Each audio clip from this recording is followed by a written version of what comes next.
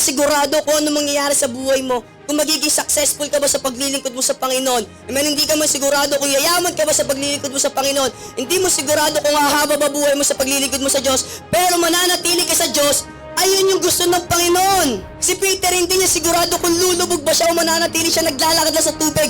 Pero at least sinubukan niya. Matatawag ba natin si Peter na failure ay sumunod lang naman siya sa Diyos? Pag nawalan ka ng trabaho, matatawag ba failure ka kung sumunod ka lang naman sa Diyos? Kung pagalitan ka ng magulang mo, matatawag ka ba kung sumunod ka lang naman sa Diyos? Matatawag ka bang failure?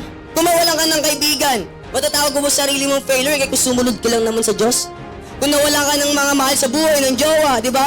Matatawag mo sarili mong failure kung sumunod ka lang naman sa Diyos? Hindi. Alam mo kung ano yung failure?